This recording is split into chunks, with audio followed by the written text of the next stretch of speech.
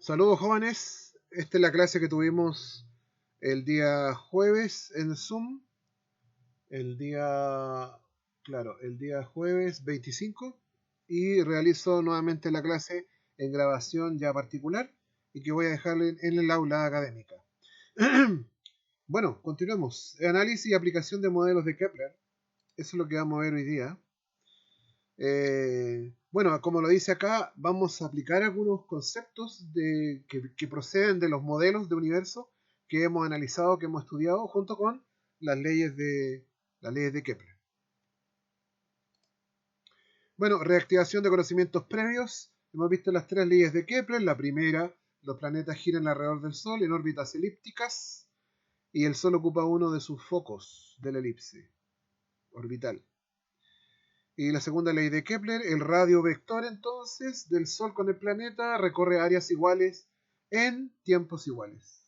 Y la tercera ley de Kepler entonces, que está indicada acá, que el periodo, ¿cierto?, orbital de un planeta al cuadrado es igual a una constante multiplicada eh, por el semieje mayor al cubo. Una relación matemática que obtuvo Kepler de los datos que reunió Tycho Brahe durante más de 20 y tantos años de observaciones. Cuando murió el maestro, Tycho Brahe, recuerda que Kepler era su ayudante, Kepler recibió toda esa información numérica de las diferentes observaciones realizadas durante muchos años y él comenzó a analizar esos números y llegó a estas relaciones matemáticas. Kepler llegó a estas relaciones matemáticas.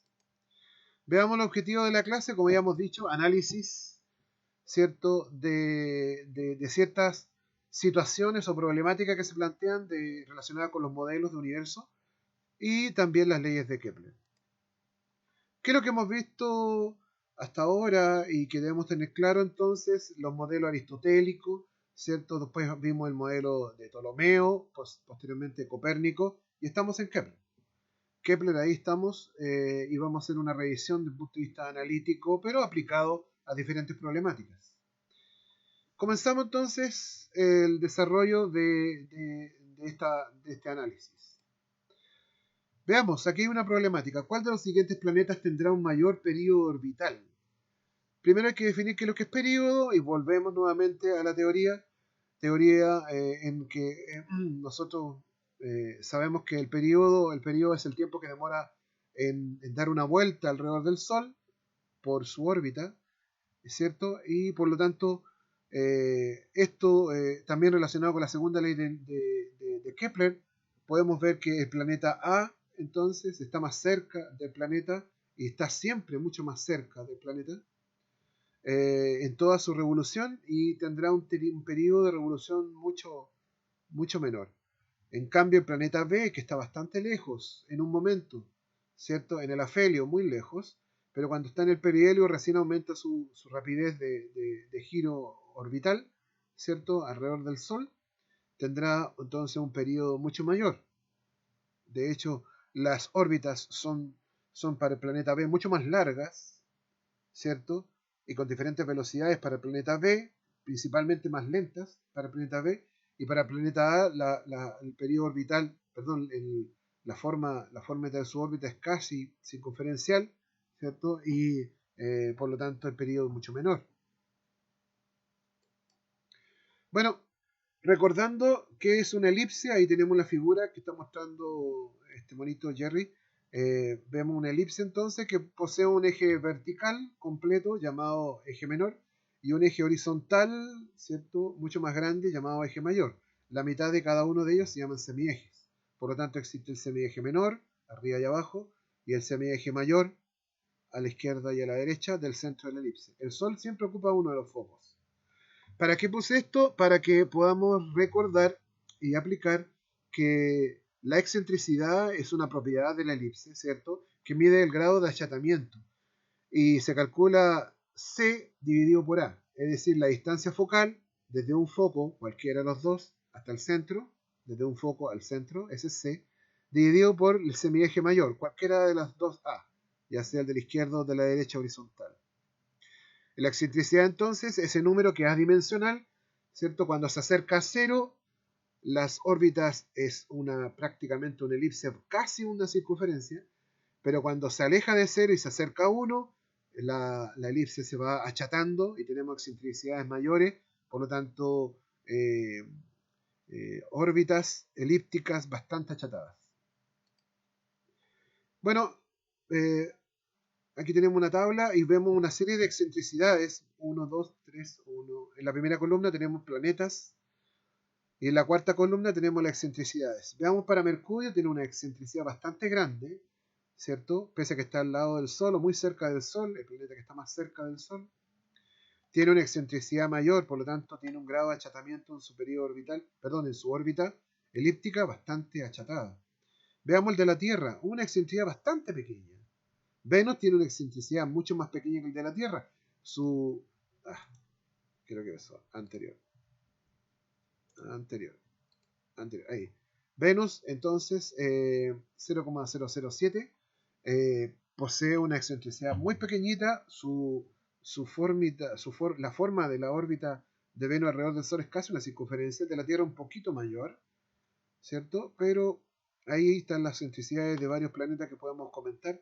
0,25, Plutón, ¿cierto? Si cuando era planeta, sin embargo, sigue teniendo una órbita bastante achatada, elipse bastante achatada, con una excentricidad 0,25, mayor de los que todos están de todos los planetas que están aquí en la tabla. Bueno, la excentricidad. Bueno, aquí hay un problema típico. Aquí tenemos la excentricidad más o menos dibujada, el de la Tierra. El Sol está en uno de los focos, ¿cierto? Observe la elipse, es casi una circunferencia, poco achatada. De hecho, aquí se ve la excentricidad indicada como 0,0167, ¿cierto? La excentricidad es C partido por A, es decir, distancia focal dividido por el semieje mayor. Despejamos el foco, la distancia focal, como está aquí en el problema, y podemos ver que nos da entonces un valor de 1,55. 1,55, ¿cierto?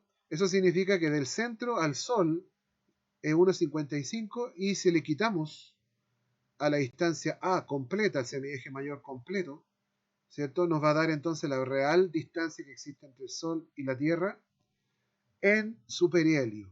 Porque tal como está en el dibujo, este momento es la distancia más corta, más pequeña que tiene la Tierra con el Sol.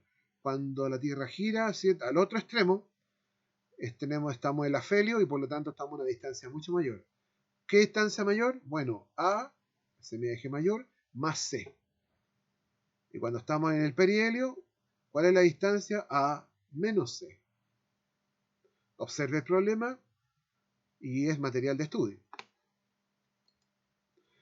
Analiza. En el esquema que se muestran ciertas posiciones de un planeta a lo largo de la órbita, ¿cierto? Veamos lo que se plantea aquí abajo. Si las áreas A4 y A2, ¿cuáles son? Esta que está acá arriba, A4 y A2, son iguales, ¿cierto? Los tiempos, según la segunda ley de Kepler, los tiempos de viaje de C a D, el planeta, y de G a H son iguales. ¿Cuánto demora en moverse de G a H y C respecto a C? Son iguales. Si las áreas A4 y A2, como dice la segunda ley de Kepler, son iguales, áreas iguales se recorren en tiempos iguales. El tiempo que demora el planeta en ir de G hasta H es el mismo tiempo que demora el planeta ir de C a D. ¿Por qué? Porque el área 2, el que está abajo, es igual al área 4, según la segunda ley de Kepler. Bueno, aquí hay tres gráficos que representan supuestamente el tamaño del universo a través del tiempo. ¿Cuál será el más realista? Analicemos el A. El A en el tiempo cero, aquí en el gráfico, en el tiempo cero, ya tenía un tamaño determinado. Bueno, según la teoría del Big Bang, no tenía tamaño el universo, era una cosa muy pequeñita, prácticamente sin tamaño. Por lo tanto, ya no puede ser A. Veamos C. C es la misma situación de A, que en el principio del tiempo ya el tamaño del universo, ya el universo tenía un tamaño. Y de ahí en adelante empezó a correr el tiempo y empezó a crecer. Bueno, según el Big Bang, nuevamente, el tamaño ya no tenía el universo un tamaño determinado. Veamos el B. El B, al principio del tiempo, el universo no tenía tamaño y por lo tanto coincide con el gráfico. Rápidamente crece el universo y luego hay un establecimiento como una especie de meseta. y luego crece exponencialmente. Bueno, esto más o menos refleja lo que se sabe actualmente sobre la expansión del universo. Creación desde el cero tiempo, cero universo, crece rápidamente y luego hay una meseta, que es por la teoría de la inflación universal, que fue motivo de una tarea que seguramente usted hizo y subió al aula. Recordemos, aquí tenemos entonces una órbita elíptica, el Sol está en uno de los focos y el planeta está girando en esa órbita elíptica. Cuando el planeta está muy cerca del Sol se llama la situación perihelio. En la distancia más pequeña que tiene el planeta en relación al Sol, esa distancia se realiza en perihelio. Pero cuando la distancia es la más lejana al Sol, esa posición se llama afelio. Bueno, entonces vemos que el planeta pasa por perihelio, afelio, perihelio, afelio. Sabemos entonces que la rapidez de giro no es la misma del planeta. Cuando está acercándose al Sol y cuando alcanza justo el perihelio, ¿cierto? El planeta tiene su máxima rapidez. Pero cuando está en el afelio, por el contrario, en la distancia más lejos del planeta al Sol, ¿cierto? En el afelio, su rapidez es la menor. ¿Estamos recordando? Bueno, contestemos esta pregunta. Aquí si Sebastián observa el siguiente esquema que muestra algunas posiciones de un planeta durante su órbita elíptica alrededor del Sol. Bueno, aquí está la posición A, luego el planeta está en la posición B, después el C y D, ¿cierto? En una órbita elíptica. El Sol está en uno de los focos de la elipse. En relación al esquema, veamos cuál es verdadera. 1. En la posición A el planeta se encuentra en el afelio. En la posición A, en el afelio. No, el afelio, la distancia, es por lo tanto la distancia del planeta es de A al Sol. Afelio se define como el lugar que tiene el planeta en su órbita que dista lo máximo del Sol. Y por lo tanto es D. Cuando el planeta está en D en su órbita, la distancia es la más grande, es la más larga, la más distante con respecto al Sol. Este es el afelio. Por lo tanto, A es falsa. Perdone, 1 es falsa. 2, la velocidad del planeta es mayor en la posición B. En la posición B, sí, lo que habíamos dicho antes. En la posición B está en el perihelio, distancia más corta del planeta al Sol, y es cuando tiene la rapidez mayor. La 2 es correcta. Y la 3, en la posición C, o sea, aquí abajo, el planeta se encuentra en perihelio. Por supuesto que no, el perihelio es B. Bueno, la pregunta número 2, como habíamos dicho en clases, es la tarea que tiene para la próxima semana. La tarea se va a subir junto con esta grabación al aula virtual. 1. Otra pregunta. ¿Cuál de los siguientes instrumentos astronómicos sirvió para confirmar el modelo heliocéntrico? Heliocéntrico significa el Sol en el centro y los planetas alrededor girando. ¿Qué instrumento apoyó o sirvió para trabajar, para confirmar el modelo este? ¿Un sextante, un catalejo, un telescopio, un espectrógrafo, un radiotelescopio? ¿Estamos en tiempo antiguo? ¿Cuál será? Exactamente, el telescopio. 2. El estudio.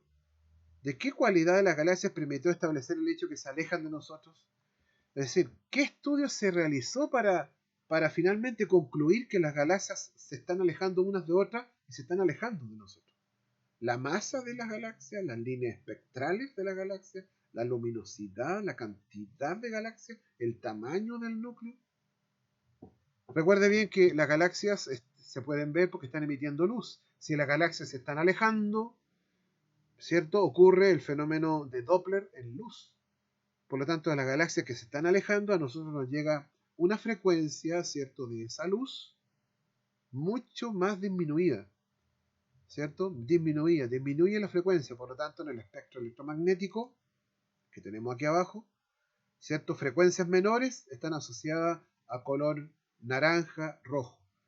Debido a que las galaxias entonces están alejándose unas a otras, unas con respecto a otras, y por lo tanto se están alejando de nosotros, la mayoría de las galaxias, entonces, desde un punto de vista del espectro electromagnético, por lo tanto las líneas espectrales, los colores, se ven de color rojo o naranja, la gran mayoría de las galaxias. Eso confirma que las galaxias se están separando unas con otras y confirma la expansión del universo. Con respecto a las leyes de Kepler, veamos, a ver, ¿cuál será la correcta?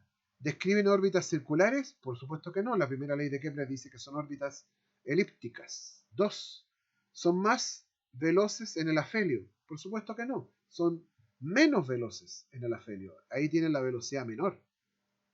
¿Son más lentos en el perihelio? No, al contrario, en el perihelio los planetas giran mucho más rápido. O sea, se trasladan más rápido alrededor del Sol en el perihelio. No más lentos. Falso. Barran áreas iguales en tiempos iguales. Esa es la correcta.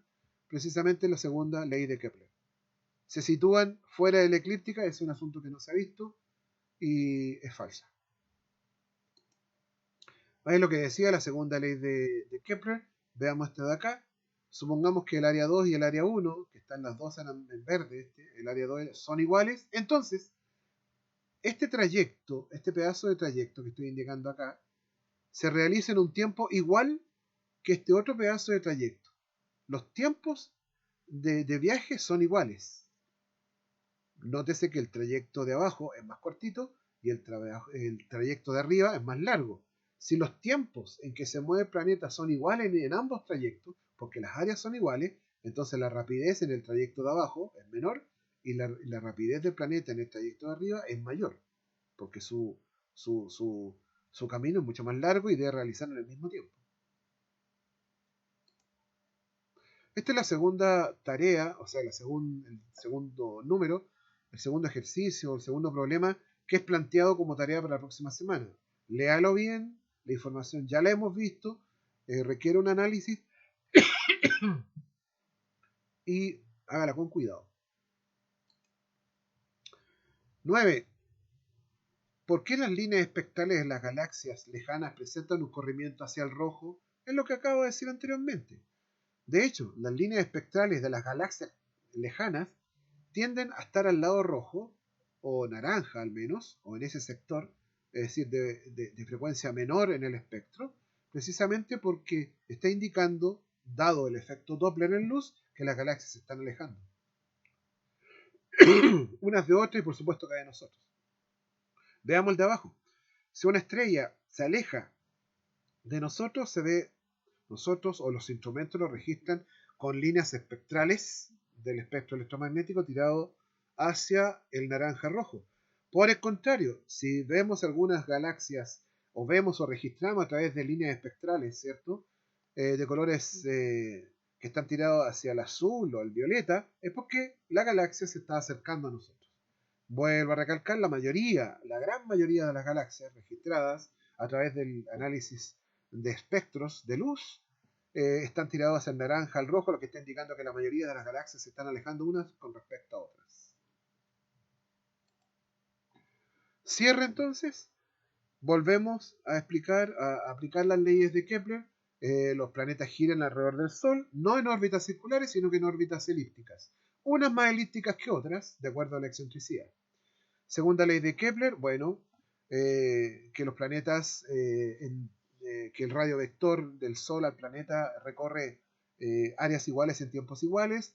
Eso tiene una repercusión importante en el sentido de que el planeta cuando se acerca al Sol y cuando está en perihelio tiene su máxima velocidad de traslación alrededor del Sol. Pero cuando está en el afelio tiene su mínima rapidez entonces alrededor del Sol. Y la tercera ley de Kepler, que no la hemos visto, pero sí la vimos en clase anteriormente, ¿cierto? Una serie de datos que son datos relacionales, ¿no? En el sentido de que el periodo, el tiempo que demora en dar una vuelta alrededor del Sol, un planeta, ¿cierto? Al cuadrado es igual a una constante multiplicada por su semieje de elipse al cubo. Una relación matemática que encontró Kepler, ¿cierto? Gracias a los datos que dejó su maestro Tycho Brahe.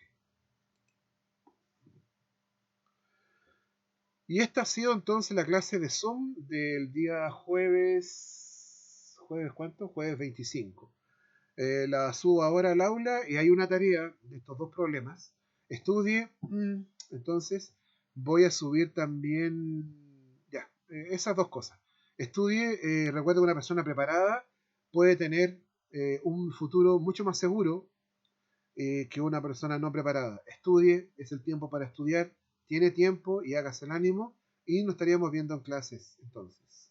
Cuídese joven y cuide a sus mayores.